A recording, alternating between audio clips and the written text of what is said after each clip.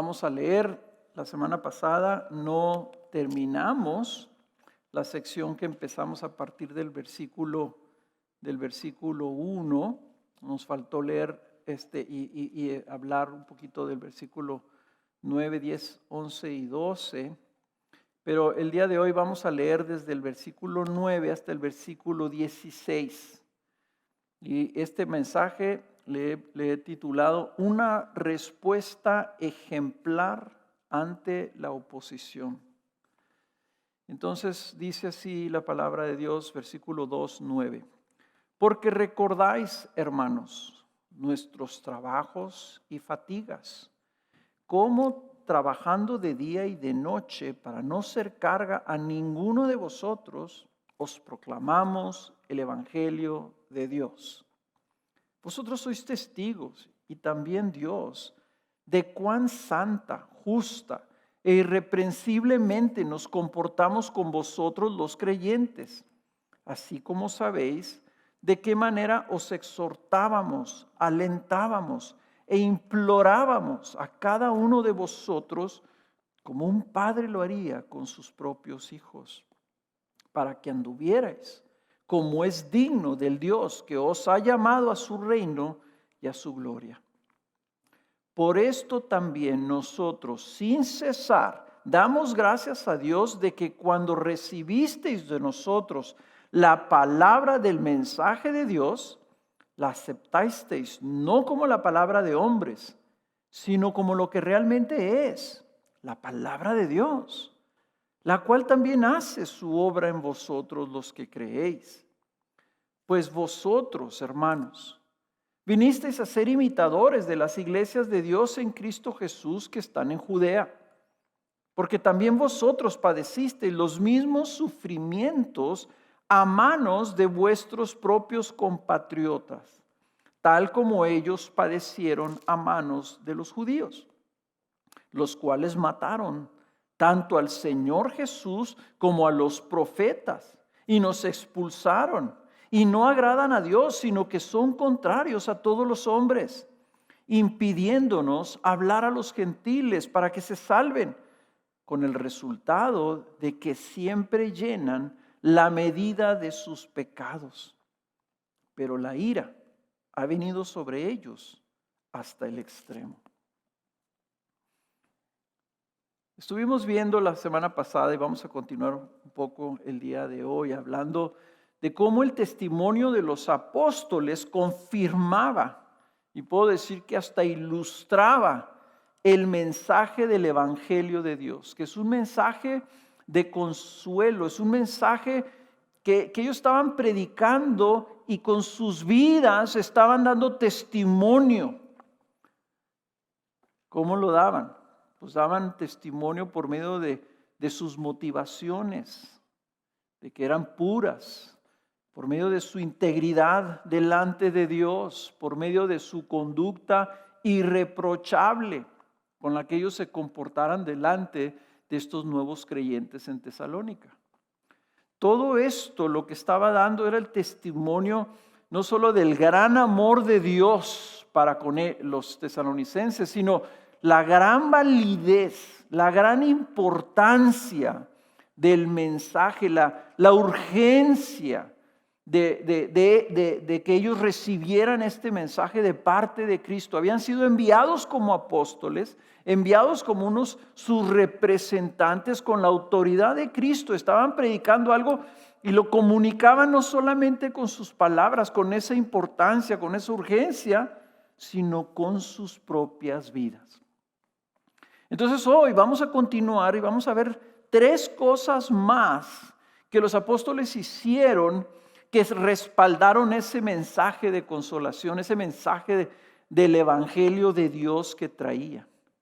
Y luego vamos a continuar a partir del versículo 13 al 16, viendo la segunda parte de este pasaje que hemos leído, que nos va a llevar a ver cómo vieron los apóstoles la respuesta de los tesalonicenses ante el mensaje del evangelio de Dios, ante lo que ellos proclamaron. Entonces vamos a terminar de ver cómo este evangelio estaba saliendo por parte de los apóstoles, respaldado con su testimonio, y luego vamos a ver del otro lado cómo lo recibieron los tesalonicenses.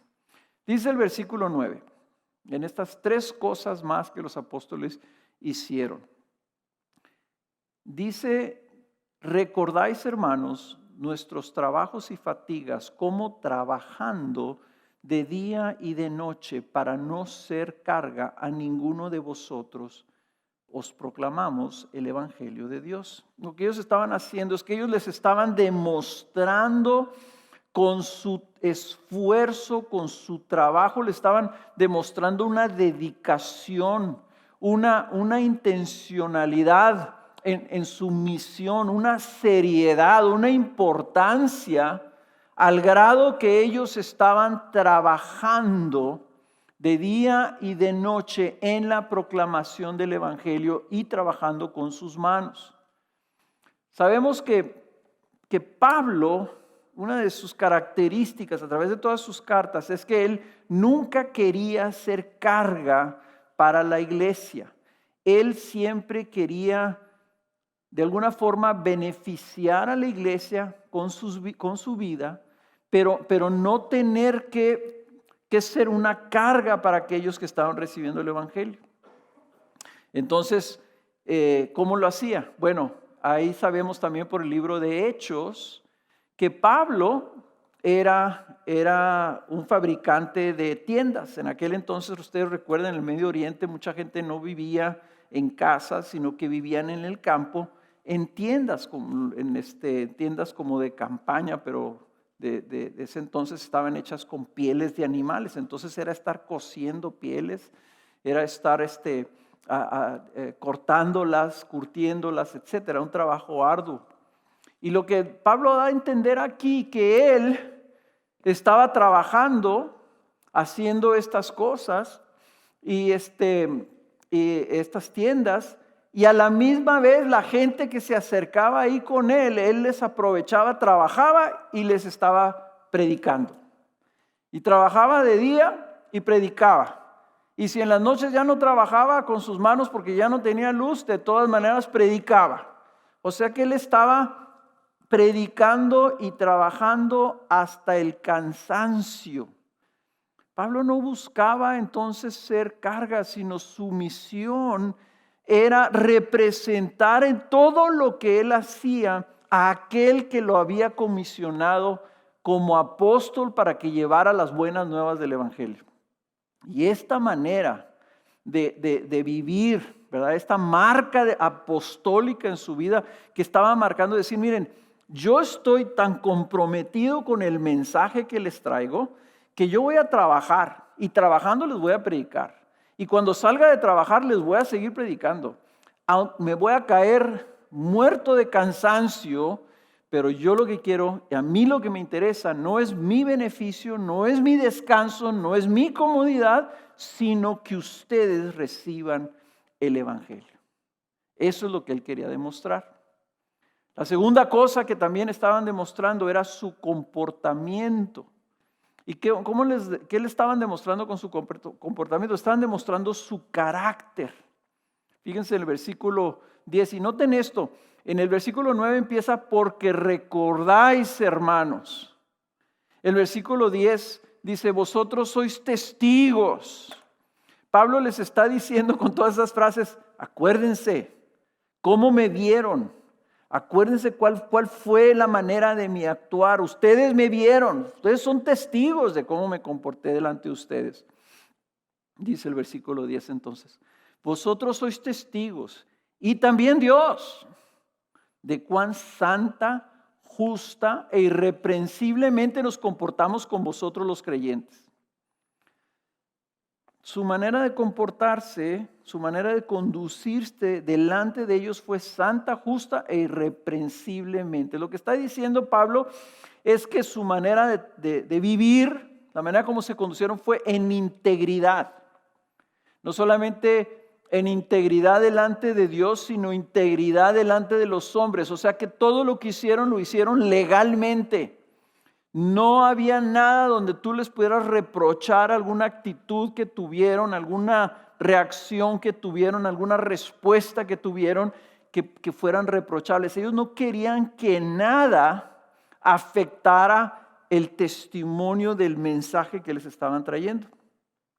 Y yo creo que una de las razones por las que Pablo aquí enfatiza esto, que se portaron de manera justa y de manera irreprochable, es porque si ustedes recuerdan en el capítulo 17 del libro de Hechos, que cuando Pablo estaba predicando y que se convirtió un gran número de personas, los judíos de la sinagoga lo fueron y lo acusaron con las autoridades de que estaba haciendo algo ilegal, que estaba predicando en contra del César, cuando que no era cierto, que estaba suscitando o promoviendo un alboroto en la ciudad, lo cual tampoco era cierto. Los que querían provocar el alboroto eran ellos.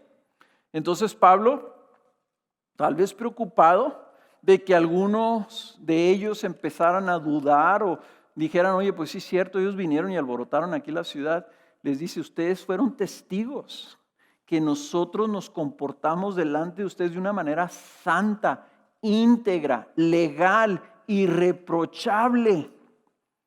Entonces la intención apostólica era nunca dar alguna razón para que el evangelio pudiera ser cuestionado, incluyendo, ¿verdad?, cuando esa vez estaban habiendo sido injustamente acusados. Fíjense, hermanos, lo que sería, incluyendo si tú nos estás viendo y tú tienes a lo mejor cuestionamientos sobre lo que es la iglesia cristiana evangélica, si has escuchado fallas morales de los líderes, si has visto personas que tal vez te decían que eran muy cristianos y luego viste que su testimonio era igual o peor que personas que se dicen que no son creyentes en Jesús. Fíjense el daño que se causa a un mensaje glorioso. El mensaje de salvación para las personas es cuestionado porque el mundo nos puede ver cómo nosotros actuamos. Mi esposa tiene una costumbre, ¿verdad?, de notar cuando va uno en la calle, a veces te pitan y se te meten los carros así, ¿verdad? Y luego dice mi esposa, y mira, lleva el pescadito ahí atrás, o lleva algún lema, ¿verdad?, de Cristo, ¿verdad? Cristo te ama, ¡pip, pip, pip, pip, quítate! Por eso nosotros nunca le ponemos pescaditos ni ningún lema a nuestros carros, ¿no? Nosotros debemos de tener la convicción que tenían los apóstoles de atesorar tal manera el evangelio que no le damos razón al mundo de cuestionar el mensaje, que no le damos excusa, que no permitimos nosotros que haya alguna razón por la que la gente pueda decir, mira ellos qué hipócritas, predican una cosa y viven de otra manera. Y sí les quiero alentar mucho, hermanos, si ustedes tienen hijos pequeños que están pidiéndole al Señor que los salve y que ustedes les hablan el evangelio de Cristo Jesús, sus hijos los están viendo a ustedes. Y por eso es que muchos niños crecen exasperados y no creen porque ven a sus padres que representan un testimonio contrario a lo que les están diciendo ellos que Jesucristo vino a instruir. Cuidemos entonces nosotros nuestro testimonio, a nuestra familia, a nuestros familiares, nuestros vecinos, nuestros compañeros de trabajo o de escuela. Nosotros debemos aspirar a ser irreprochables delante del mundo para que nuestro mensaje no sea cuestionado en base al testimonio de nuestras vidas. La tercera cosa que los apóstoles les demostraron era su interés en ellos. Un interés demostrado en la manera de hablarles. Fueron muy intencionales. Y aquí vemos en el versículo 11 cómo Pablo usa hasta 3 diferentes palabras para describir la forma en que les estuvieron hablando. Dice el versículo 11, así como sabéis, fíjense, ¿no? Ustedes fueron testigos, recuerden, aquí les dice, sabéis, ustedes saben esto, de cómo o de qué manera os exhortábamos, alentábamos e implorábamos a cada uno de vosotros como un padre lo haría con sus propios hijos, para que anduvierais como es digno del Dios que os ha llamado a su reino y a su gloria. Les dice 3 maneras, tres maneras en que les hablaban. La primera de ellas, esta palabra que está aquí como exhortábamos, esta significa que ellos estaban implorando a sus vidas a que respondieran al llamado. Ellos estaban exhortándolos y alentándolos a que respondieran, ¿verdad? Segunda palabra dice, los alentábamos. O sea, cuando ellos venían decían, pues si yo respondo voy a tener problemas en mi familia, me van a correr de la casa, voy a perder mi herencia, o qué sé yo, tantas cosas que iban a sufrir. Pablo los alentaba, les hablaba del consuelo del evangelio, les hablaba de tener a Cristo y de lo que eso iba a significar en su vida, del gozo del Espíritu Santo que iba a venir. Y la tercera cosa es que les imploraba, dice aquí la palabra implorábamos, que quiere decir les encargaba, les estaba encargando, les estaba dando un testimonio de Cristo que implicaba algo para sus vidas, que requería de una respuesta de ellos. Entonces estaban hablándoles la verdad y no les estaban endulzando la verdad de tal forma como decir, yo te traigo consuelo y mira y no te va a costar nada, ¿no? Tal vez les estaba diciendo y les va a costar todo. Pero Cristo lo vale. Sus palabras estaban tratando de impartir esperanza.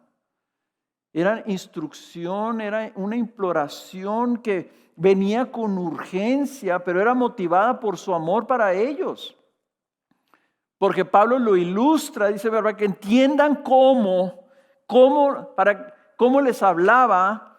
Él les da este ejemplo, les dice, ustedes saben que yo les hablé como un padre le hablaría a sus propios hijos. ¿Y a qué está refiriendo? Pues está refiriéndose que ¿qué hacemos los padres con nuestros hijos?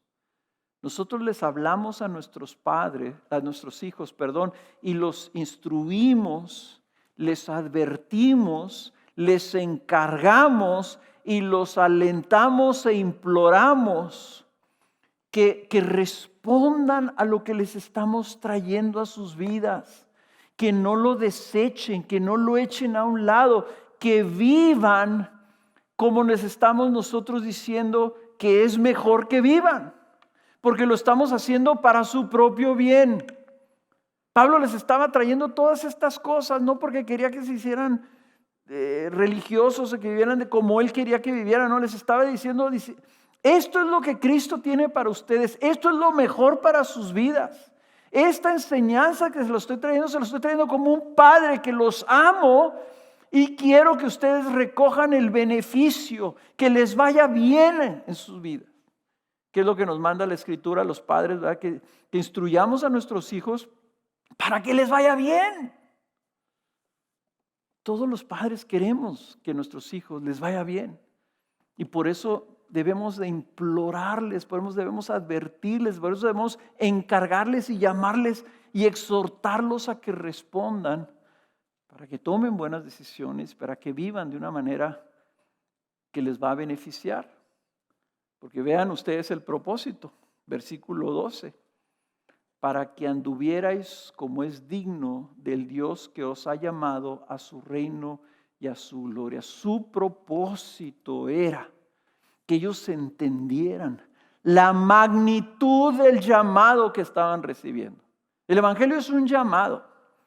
Y a veces lo menospreciamos, ¿verdad? A veces escuchamos la palabra de Dios y el Evangelio sentimos, ay, pues sí, pues ahí Dios hace demandas de nosotros, ¿verdad? Que no podemos cumplir, o no, es que a mí no me conviene esto, o esto sí me gusta, aquello no me gusta, y no estamos dando cuenta la magnitud del llamado.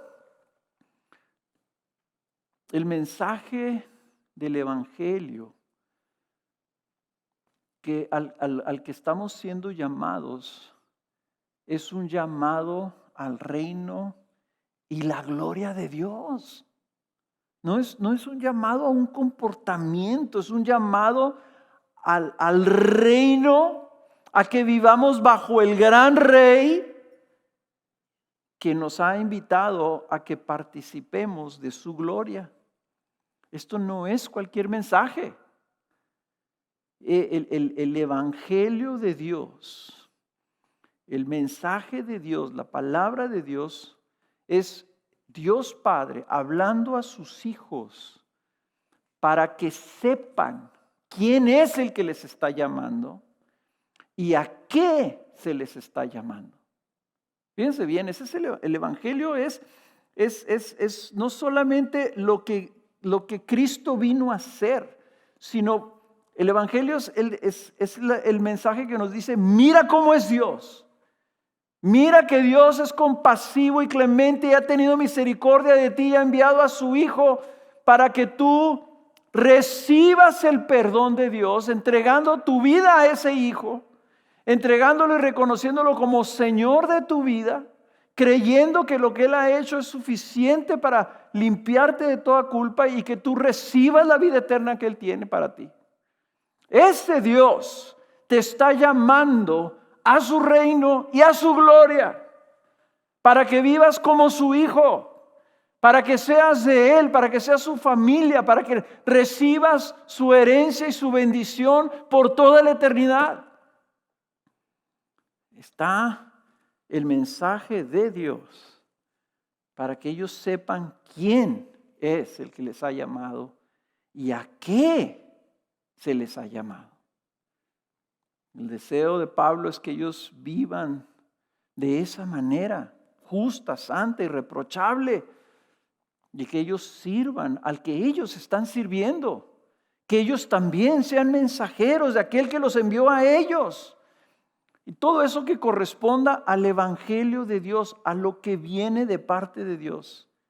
Que ya no vivan para servir a sus ídolos, que ya no vivan conforme a las costumbres paganas de su cultura, sino para amar y servir al Rey que los ha llamado a su reino verdadero y a su gloria majestuosa. Entonces, hay muchos niveles de todo cómo está sucediendo todo esto. Porque Pablo les está diciendo, ustedes nos imitaron. Y luego les está señalando Pablo, pero recuerden cómo vivimos, recuerden cómo les hablamos, recuerden cuáles eran nuestras motivaciones, recuerden cómo trabajamos, recuerden cómo nos cansamos. Recuerden todas estas cosas para que ustedes también vivan así, junto con nosotros. No solamente el Evangelio estaba viniendo y estaba siendo respaldado por todo este testimonio, sino que todo este testimonio estaba sirviendo para que ellos lo vieran y aprendieran cómo vive un hijo del rey, cómo vive alguien dentro del reino de Dios y cómo vive alguien y se comporta alguien y habla alguien que está aspirando y esperando la gloria de ese rey. También, que va a ser nuestra segunda parte, Pablo lo que está haciendo es que está trayendo todo esto, les está recordando todo esto porque él quiere afirmar su fe. Recuerden que Pablo no ha podido ir a verlos. Pablo recibió un reporte de parte de Timoteo y les está escribiendo esta carta. Pero Pablo lo que quiere es asegurar que ellos entendieron bien y están viviendo bien. Aunque ve muchas cosas buenas, quiere afirmar su fe aún más. Y entonces viene el versículo 13, que hay un cambio aquí. Y por segunda vez, las cartas de los tesalonicenses, las dos cartas tienen dos pasajes cada una, en donde Pablo dice, nosotros tenemos que darle gracias a Dios. Y aquí en el versículo 13, Pablo pues por segunda vez, así como lo vimos en el versículo 1, 2, siempre damos gracias a Dios por todos ustedes. Ahora en el versículo 13, por esto también nosotros sin cesar damos gracias a Dios de que cuando recibisteis de nosotros la palabra del mensaje de Dios, ¿cuál es el mensaje de Dios? El evangelio de Dios. Lo aceptasteis no como la palabra de hombres, sino como lo que realmente es, la palabra de Dios, la cual también hace su obra en vosotros los que creéis. Yo quiero nomás detenerme aquí y detener tu atención. Versículo 2, siempre damos gracias. Versículo 13, nosotros sin cesar damos gracias. ¿A quién? A Dios. Pablo está reforzando el mensaje de que yo estoy consciente que es Dios el que ha hecho la obra en ustedes. Lo que yo veo en sus vidas, solamente lo pudo haber hecho Dios. Eso es lo que está diciendo. A Dios hay que acreditarle lo que está sucediendo en sus vidas. Ellos han sido ejemplares. Pero Pablo les está diciendo, pero quiero que sepan cuál es la razón por la que ustedes están siendo ejemplares. Porque Dios, en su misericordia, ha obrado en sus vidas. ¿Lo fijan? ¿Se fijan? ¿Lo ven?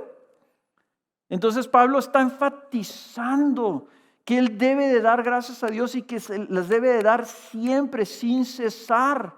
Porque la respuesta al mensaje de Dios, la respuesta a esa proclamación que ellos trajeron, fue excepcional, fue extraordinaria, fue ejemplar, fue en plena fe de los tesalonicenses. Y eso es algo que él le tiene que dar gracias a Dios, se lo tiene que señalar a ellos como una evidencia de la gracia de Dios obrando en sus vidas.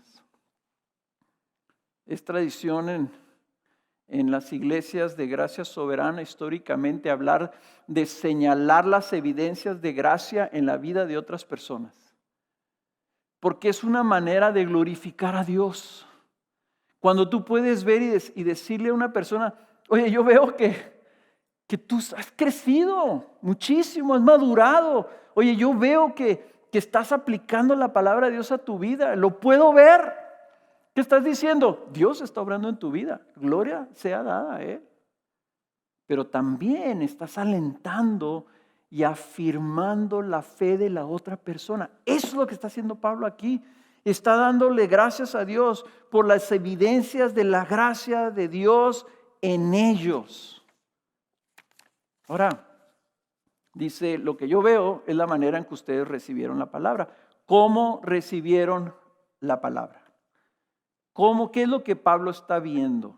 ¿Cómo fue que la recibieron de esta manera? Cuando él dice aquí que la recibieron, está diciendo una palabra que significa algo así como que cuando llega alguien a la puerta de tu casa, te toca la puerta y tú abres la puerta y lo ves, inmediatamente lo invitas a pasar. Y lo invitas a pasar y lo sientas allí en la sala de tu casa, ¿verdad? Y le das con mucho gusto, lo recibes y tú te sientas enseguida de esta persona para escuchar con mucha atención todo lo que él tiene que decir. En otras palabras, ellos abrazaron el mensaje que les trajeron de tal forma que ese mensaje penetró en sus vidas. Su corazón fue abierto para escuchar el mensaje que ellos les trajeron de parte de Dios. Ellos tal vez cuando vieron a Pablo y a los apóstoles no sabían que el mensaje era de parte de Dios. Pero ellos lo recibieron. Y lo recibieron porque vieron, cuando menos, tres cosas.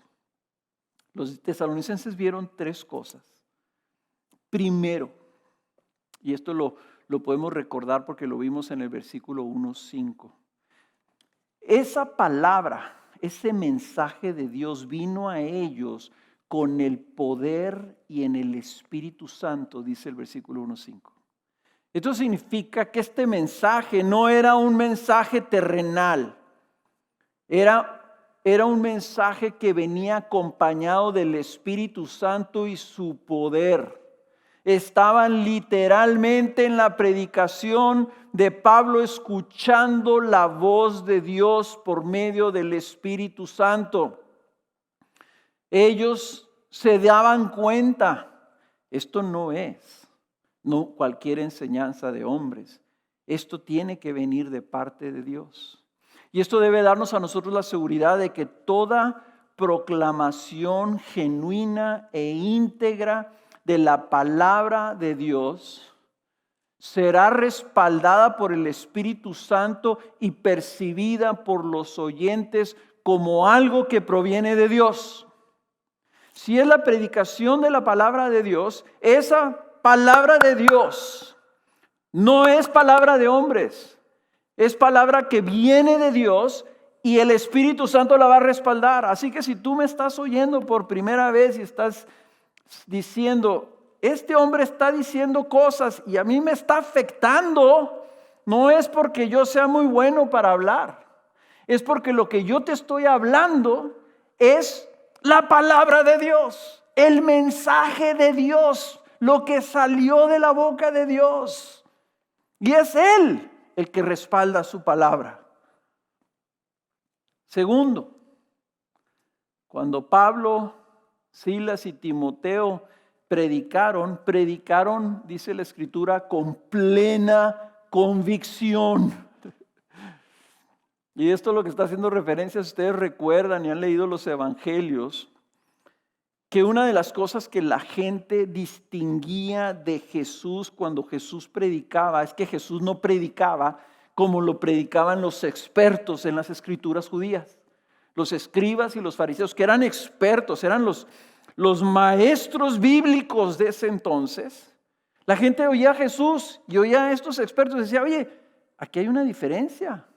Fíjense cómo lo pone, no lo busquen, se los voy a leer en Mateo 7:28, dice: cuando Jesús terminó estas palabras, o sea, cuando terminó el mensaje que estaba predicando, dice, las multitudes se admiraban de su enseñanza.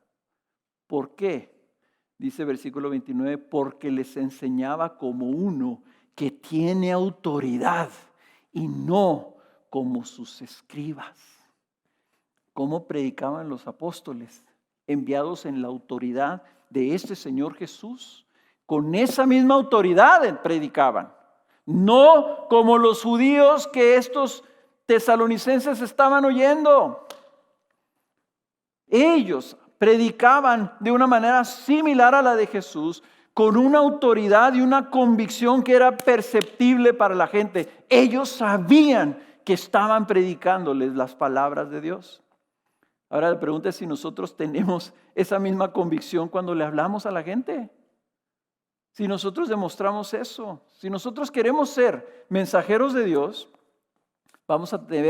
necesitamos tener la fe y la convicción de que el Evangelio, como dice Romanos 1:16, es el poder de Dios para la salvación del mundo.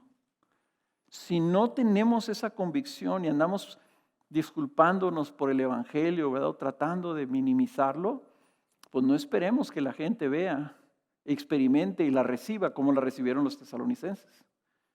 Tercero, pues ya lo dijimos, los tesalonicenses vieron el testimonio de los apóstoles. Por eso Pablo está repitiendo, como sabéis, sabiendo, vosotros mismos sabéis, recordáis, vosotros sois testigos.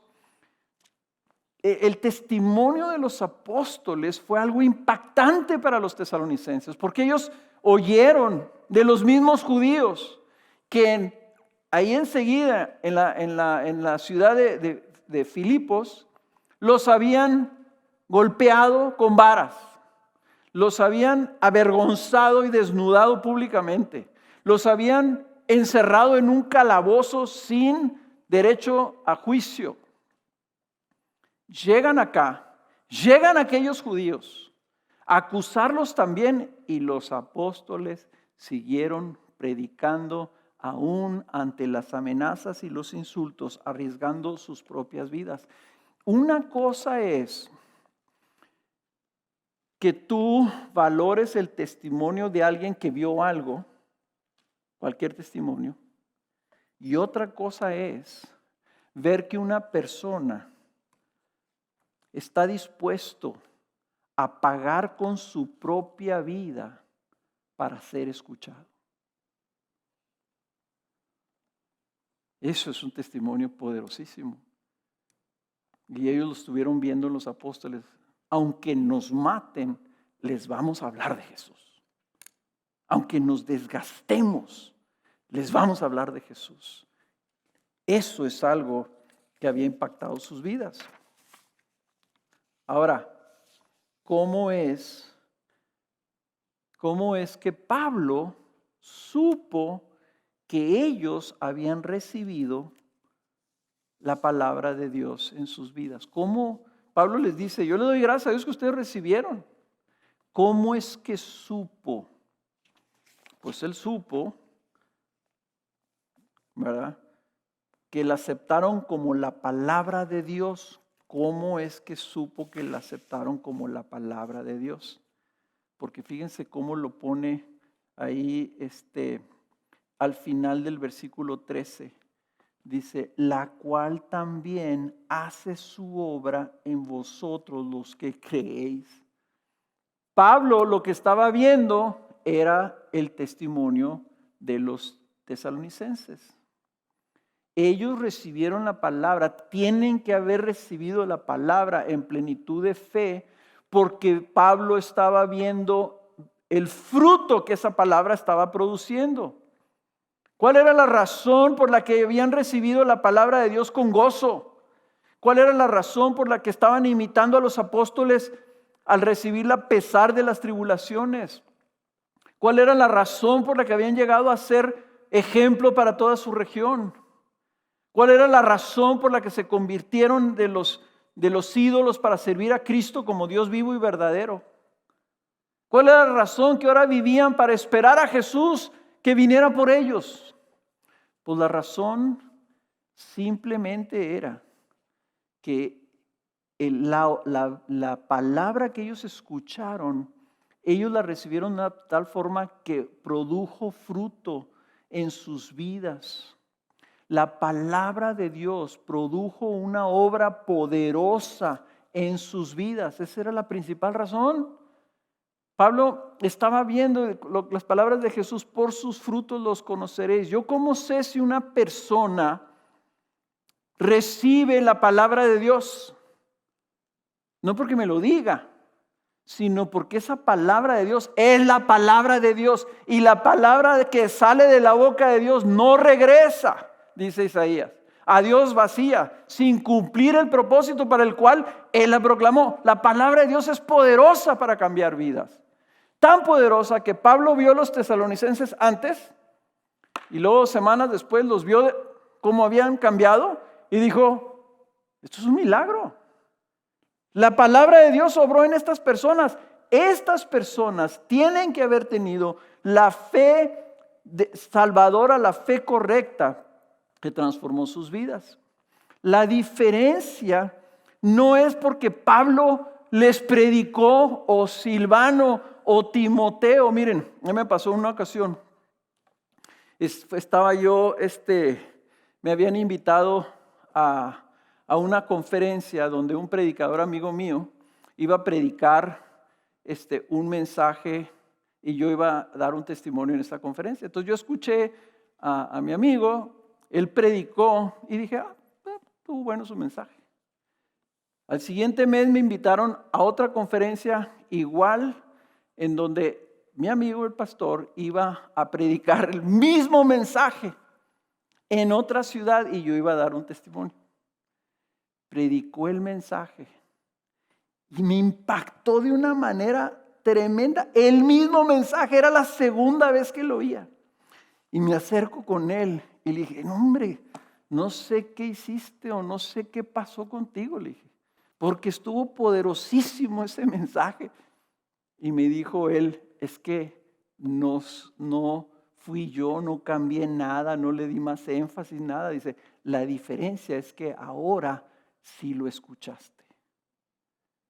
Y me impactó, la diferencia no es la habilidad del predicador, la diferencia no es la manera retórica y las ilustraciones y lo elegante de su lenguaje. Toda la diferencia está en cómo lo estás recibiendo tú. Si tu corazón es esa tierra fértil donde la palabra de Dios viene como semilla, cae, es recibida, es cobijada en tu corazón, es atesorada y entonces produce fruto. La palabra de Dios estaba siendo predicada por los mismos judíos y no tenían fruto. Pero cuando se predicó a los tesalonicenses, Pablo supo que Dios había hecho una obra en ellos porque vio cómo ellos estaban dando fruto en sus vidas. ¿Cómo recibes tú la predicación de la palabra de Dios? ¿Qué tanto estás buscando que esa palabra que se predica, que esa palabra que lees, que esa palabra que escuchas impacte tu vida? ¿O estás escuchando esa palabra para analizarla y esto me pareció muy bien y me gustó la forma en que lo dijo y me gustó esa ilustración, en lugar de estar con tus oídos abiertos y tu corazón abierto diciendo, Señor, ¿qué es lo que me quieres decir? ¿Qué es lo que quieres que aprenda? ¿Cómo quieres que yo responda? Esa es la diferencia. Eso es lo que la fe genuina hace en la persona que está huyendo. La palabra entra y da fruto. Pablo estaba muy consciente de esto. Estaba viendo a los tesalonicenses y le daba gracias a Dios. Pero también estaba viendo a los judíos y a los compatriotas de los tesalonicenses la forma en que los estaban persiguiendo. Entonces el versículo 14 al 16 viene una sección bastante difícil de sobrellevar, no sé si de entender, pero algo que es realmente sorprendente, cómo Pablo cambia y se voltea a ver a los que los persiguen. Y dice el versículo 14, pues vosotros, hermanos, vinisteis a ser imitadores de las iglesias de Dios en Cristo Jesús que están en Judea, porque también vosotros padecisteis los mismos sufrimientos a manos de vuestros propios compatriotas, tal como ellos padecieron a manos de los judíos. Pablo termina esta sección hablando de la manera ejemplar en que ellos recibieron la palabra a pesar de la oposición que sufrieron. Y los compara con las iglesias en Judea. ¿Cuáles son las iglesias de Judea? Pues las primeras iglesias. Las iglesias donde los judíos persiguieron a sus propios compatriotas, donde inclusive los romanos los apoyaron, donde Cristo fue crucificado, donde Esteban fue apedreado, donde se desató una persecución de parte del mismo Pablo, ¿verdad?, que hizo que muchos cristianos salieran de Jerusalén a diferentes partes del mundo. Ellos, los tesalonicenses, sin saberlo, estaban siendo igual. ¿Por qué? Porque el Espíritu Santo obra igual, tanto en Judea como en Macedonia. Y estaban mostrando la misma perseverancia, la misma firmeza en su fe a pesar del sufrimiento que sufrían. El sufrimiento que experimentaban a causa de su fe. Lo vimos en el capítulo 17 del libro de Hechos, ¿verdad? Y lo que estamos viendo es que la fe genuina, Dios la prueba, y la prueba por medio del dolor, de las tribulaciones, la aflicción. Y lo que Él está haciendo es esa oposición, esa resistencia. El apóstol Pedro la describe como si estuvieran siendo refinados, como un metal precioso, el oro, es refinado con fuego para quitar las impurezas. La fe, hermanos, se prueba para que sea más preciosa para Dios, para que el creyente llegue hasta el final, para que esas debilidades y esas imperfecciones o impurezas de nuestra fe sean eliminadas. Dios estaba permitiendo en la iglesia naciente, en la iglesia del primer siglo, con aflicciones y tribulaciones y persecuciones terribles, que fueran una iglesia extraordinaria, precisamente porque tuvieron aflicción. Pero lo que es sorprendente de este pasaje es lo que viene en el versículo 14 y 15, que es donde ellos, bueno, ya leí el versículo 14, ¿no, verdad? Sí, 14 ya lo leí, el versículo 15 y 16, perdón, donde la atención de Pablo se voltea sobre los judíos que habían suscitado al alboroto que trajo persecución a los tesalonicenses. Dice, versículo 15, dice, están sufriendo ustedes, versículo 14, sufrimientos a manos de vuestros propios compatriotas, tal como ellos padecieron a manos de los judíos. Dice, los cuales mataron, versículo 15, tanto al Señor Jesús como a los profetas, y nos expulsaron, y no agradan a Dios, sino que son contrarios a todos los hombres, impidiéndonos hablar a los gentiles para que se salven, con el resultado de que siempre llenan la medida de sus pecados, pero la ira ha venido sobre ellos hasta el extremo. Esto les dice Pablo, piensa en los judíos y dice, los judíos que eran compatriotas de Pablo, que sabemos nosotros en el capítulo 10 y 11 del libro de Romanos, cómo Pablo habla, cómo Pablo oraba por sus compatriotas, cómo amaba a sus compatriotas, pero tiene que reconocer, dice, fueron los judíos los que instigaron a matar a Jesús, los que odiaban a Jesús y querían matarlo. Ellos mismos son los que mataron a los apóstoles, a los profetas. Mismo Jesús les denunció que los habían matado, que eran culpables de la muerte de los profetas. Número 3 dice, y a nosotros nos echaron fuera para que no les predicáramos, y eventualmente también serían muertos, y no por mano de los judíos, por mano de los romanos.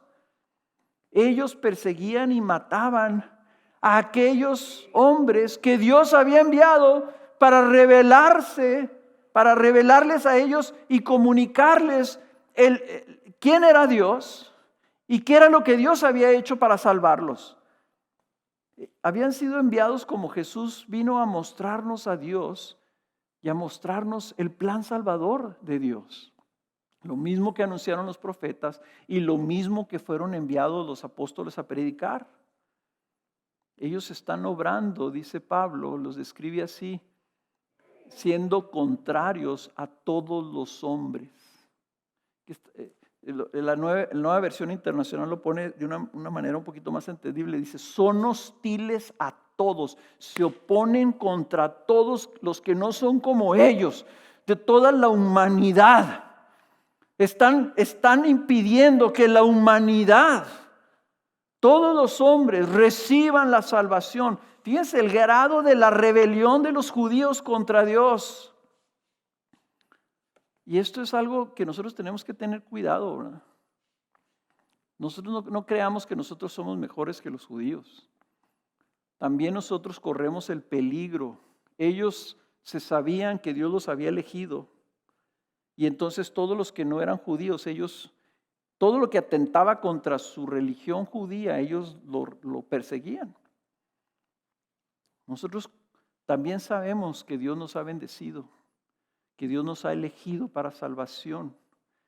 Y puede haber un celo religioso que se torna en fariseísmo, que entonces nosotros empezamos a ver a los demás y empezamos a resistirlos.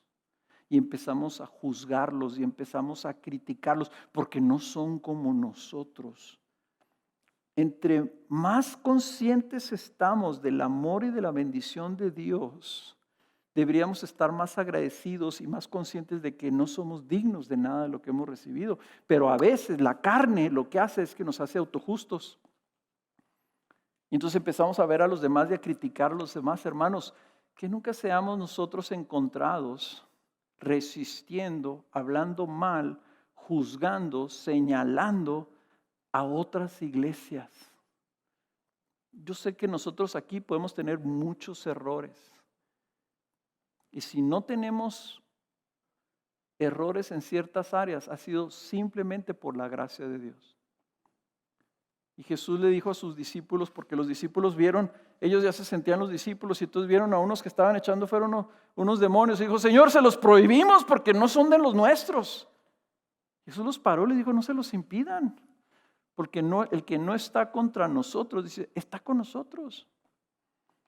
Cuando nosotros vemos a otros cristianos como enemigos, entonces nosotros estamos actuando como estaban actuando estos judíos. Y hay cuidado, porque aquí Pablo está diciendo y sentenciando algo tremendamente. Pablo lo pone así, dice, ellos, el resultado de esto es que siempre llenan la medida de sus pecados. Siempre llenan la medida de sus pecados. La nueva la nueva versión internacional y otros lo que están hablando es que están llegando hasta el colmo. O sea, derraman la medida de tolerancia y de paciencia de Dios, se desborda. Dios está teniendo paciencia, Dios ha estado extendiéndoles gracia y misericordia. Pero llega un momento donde esa gracia, esa misericordia, esa paciencia se desborda. Y eso es lo que está hablando aquí. 20 años antes, el Señor Jesús, más o menos 20 años antes, el Señor Jesús les habló a los fariseos en ese famoso discurso en Mateo 23, donde Él menciona 8 ayes. Y les dice esto a los fariseos. ¡Ay de vosotros!, dijo Jesús, escribas y fariseos, hipócritas, porque cerráis el reino de los cielos delante de los hombres, pues ni vosotros entráis ni dejáis entrar a los que están entrando. Y menciona a Jesús, ustedes están llenando el colmo, la medida de sus pecados. Ustedes mataron a los profetas y Dios está permitiendo que acumulen más culpa para que entonces se derrame la ira de Dios sobre ustedes. Y lo triste, ¿verdad? Lo triste es que esa ira ya estaba empezando a ser derramada. En esos años, más o menos, hubo una gran matanza en el templo. Justo en la ceremonia de Pascua de los judíos, llegaron los soldados y mataron una multitud de judíos. Más o menos en ese mismo año también los judíos fueron expulsados de Roma, también bajo persecución.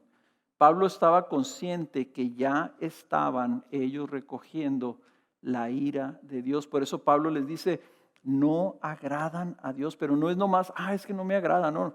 Está hablando Pablo de que estaban despertando en Dios su desagrado. Todo lo contrario al agrado y al favor de Dios, ellos estaban provocando todo lo contrario. Estaban despertando la ira santa de Dios. Por eso Pablo termina con esta afirmación que es terrible, pero la ira ha venido sobre ellos hasta el extremo. Y lo que está diciendo esto, que está difícil, un poquito difícil de entender ahí, pero la Nueva Traducción Viviente lo pone así, pero la ira de Dios por fin los ha alcanzado. La ira de Dios, dice Pablo en Romanos, se revela desde el cielo contra toda impiedad e injusticia de los hombres que con injusticia, noten esto, restringen la verdad.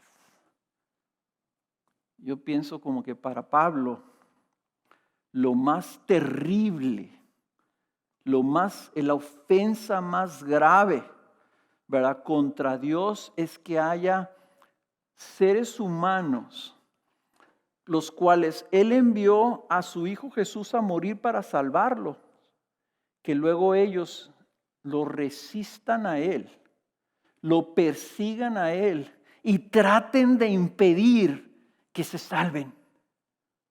que se salve la humanidad. No se salvan ellos y tampoco quieren que se salven los demás.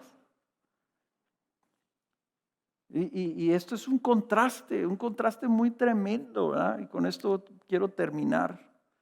El contraste entre los tesalonicenses que recibieron la palabra de Dios con fe, con gozo, hubo una transformación en sus vidas y a pesar de la persecución ellos estaban firmes esperando la venida del Señor Jesús. Y de este lado Pablo dice, y aquellos los que los están ustedes resistiendo, persiguiendo y que se oponen a que sea salvada la humanidad, ellos lo que están esperando y lo único que les queda es recibir la ira de Dios hasta el final, hasta el extremo. Y ya les está alcanzando la ira de Dios. Así que para terminar, hermanos, yo quiero preguntarte, ¿de qué forma estás recibiendo el mensaje de Dios? ¿O lo estás resistiendo? Si estás escuchándome, yo quiero animarte a que seas como los tesalonicenses. Que recibas el anuncio de la buena noticia, de la oferta de salvación gratuita que te está haciendo el Señor Jesús por medio de su palabra, diciéndote responde, implorándote responde ahora, exhortándote no lo dejes atrás, no lo dejes para después. Ve que Jesús vino para salvarte y responde, recibe eso, acepta a Jesús como el Señor de tu vida. Entrégate a Él, ríndete a Él. Ahora, yo estoy tratando de implorar a tu vida como los apóstoles imploraron a los tesalonicenses y ellos sí lo recibieron. Recíbelo tú también, porque ese es el mensaje de Dios. Ese es el mensaje de consuelo que le ha dado al mundo para que el mundo no se pierda, mas tenga una vida y tenga una vida con Él en su gloria bajo su reino. Recíbelo con plena fe, creyendo que el Señor va a perdonar tus pecados, te va a bendecir. Dice Isaías 55:6, buscad al Señor mientras puede ser hallado, llamadle en tanto que está cerca. Abandone el impío, o sea el pecador, su camino, y el hombre inicuo sus pensamientos. Y vuélvase al Señor, que tendrá de él compasión, al Dios nuestro, que será amplio en perdonar. Ahí está el llamado al Evangelio. Vuélvete a Él. Deja tu vida, dale la vuelta y busca al Señor Jesús el día de hoy. Si tú lo has estado rechazando, si tú lo has estado resistiendo, si has estado resistiendo o rechazando esa oferta de salvación en tu vida, nota que ahorita que te leí Isaías 55 dice, busca al Señor mientras pueda ser hallado. O sea, hay un tiempo, hay una medida. Una vez que esa medida se llena, ya no va a haber tiempo. Vuélvete al Señor ahora. No te la juegues pensando, al cabo hay mucho tiempo. Mira que los judíos ya no tenían más tiempo, ya habían alcanzado la ira de Dios. Para todos aquellos de nosotros que escuchamos la palabra de Dios semana tras semana, hermanos, aprovecha este mensaje para evaluar tu vida sobre si tú estás recibiendo la palabra de Dios con ese fervor, con ese entusiasmo, con ese deseo. Abrir la puerta, decirle, Señor, ven, háblame, que estoy aquí para escucharte. Y luego guardando esa palabra en tu corazón y aplicándola a tu vida para que se dé fruto. Que no pase que escuchamos esta palabra y no la recibimos porque estuvimos pensando en otras cosas o simplemente no le dimos la importancia que le debemos dar. Vamos a orar y déjame orar por ti. Padre, no queremos ser necios, insensatos. Queremos responder a tu palabra como el ejemplo que nos han dejado esta iglesia de los tesalonicenses. Que aún a pesar de la oposición, Señor, de la persecución, de la pérdida, del dolor, ellos recibieron con gozo el mensaje que tú les enviaste por medio de los apóstoles y luego lo extendieron en toda su región. Oh Señor, que nosotros seamos así también, que recibamos tu palabra con ese entusiasmo y esa fe para que dé fruto en nuestras vidas. Y Señor, las personas que me pueden estar oyendo, que me puedan llegar a escuchar, yo te quiero pedir que extiendas tu compasión a ellos y que ellos escuchen ese llamado tierno al arrepentimiento. Que sepan, Señor, que ellos dejar sus vidas para seguirte a ti, para tenerte a ti, va a significar que ellos reciben tu compasión y el perdón de sus pecados. Que te reciben a ti. Muéstrales esto, Señor. Yo sé que mis palabras son muy cortas, que son muy incapaces de convencer a las personas, pero tú, Espíritu Santo, puedes convencerlos y llamarlos para que escuchen esas palabras del profeta Isaías, Señor, que se vuelvan a ti el día de hoy. Te lo pido, oh Dios, en el nombre del Señor Jesús, que dio su vida para que nosotros podamos responder el día de hoy. Amén.